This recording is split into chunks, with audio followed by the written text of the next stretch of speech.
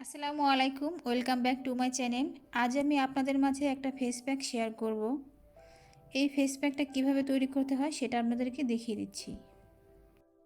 এই ফেস প্যাকটা যাদের ব্রণ আছে, যাদের ব্রণে দাগ রয়েছে, তাদের জন্য এই ফেস প্যাকটা অনেক উপকারে আসবে। এই ফেস প্যাকটা তৈরি করতে যা যা লাগছে আমি আপনাদেরকে দেখিয়ে দিচ্ছি। আমি এখানে নিয়েছি নিম পাতা, মেহেদি পাতা নিয়েছি কিছু,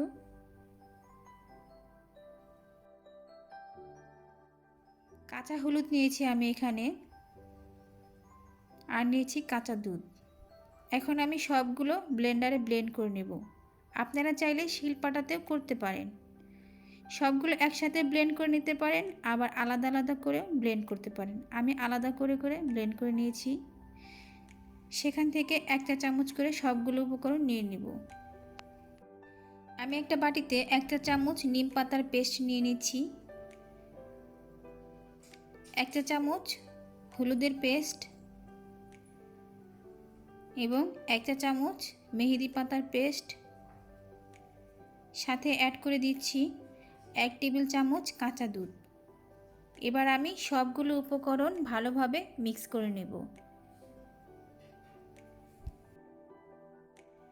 এই ফেস প্যাকটা স্কিনটাকে ব্রাইট করতে সাহায্য করে। যাদের মুখে ব্রণ আছে, ব্রণের দাগ আছে, তাদের জন্য এটা খুবই উপকারী।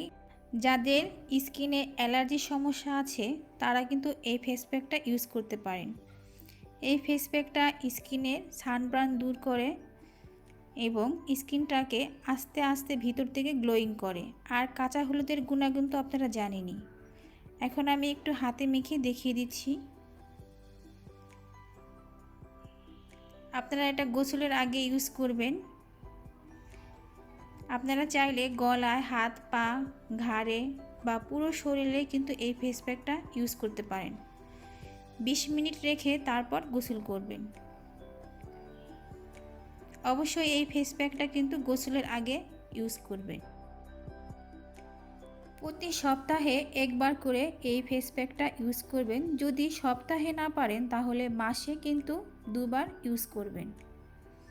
এতে করে আপনার স্কিন খুবই স্মুথ এবং হেলদি থাকবে।